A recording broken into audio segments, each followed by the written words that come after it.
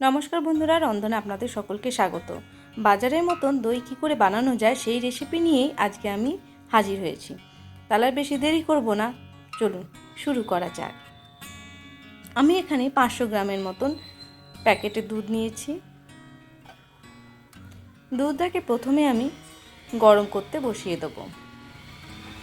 তার আগে আমি 1 হাতার মতন দুধ তুলে রাখবো অন্য একটা পাত্রে। এবার এখানে আমি দুধটা তুলে রেখেছি, তাতে আমি 2 টেবিল স্পুনের মতন পাউডার দুধ মিশিয়ে দিলাম।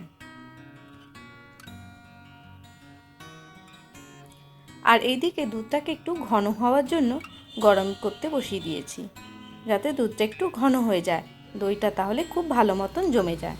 আর সামনেই আমাদের দোল উৎসব রয়েছে, তাতে তো দইয়ের অনেক প্রয়োজন। এবার আমি পাউডার দুধটা যেটা মিশিয়েছিলাম সেটা দিয়ে দিলাম। আর এখানে আমি 2 টেবিল স্পুনের মতন ছাঁচ নিয়ে নিয়েছি। দুধটা ঘন হয়ে গেছে, ফাটিয়ে এবার আঙুল ডুবিয়ে দেখব কতটা গরম আছে। আঙুল যদি অনেকক্ষণ ডোবানো থাকছে তাহলে ঠিক আছে। এরকম উষ্ণতায় দুধটাকে আমরা রাখবো এবং তার মধ্যে ছাঁচটা মিশিয়ে দেব।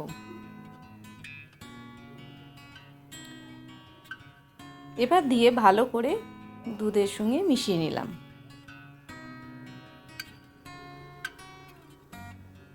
আমি এখানে দই করার জন্য মাটির ভাঁড় নিয়েছি, আপনারা যে কোনো পাত্র নিতে পারেন। এবার ঢেলে দিয়ে 8 ঘন্টার মতন রেখে দেব। আমি 8 ঘন্টার মতন ঢাকা দিয়ে রেখেছিলাম।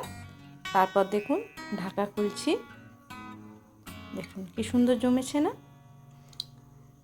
তাহলে আর দেরি না করে ঝটপট বানিয়ে ফেলুন। আর কেমন হয়েছে খেতে বা কেমন আপনাদের দইটা জমেছে সেটা আমাকে অবশ্যই কমেন্ট বক্সে লিখে জানাবেন।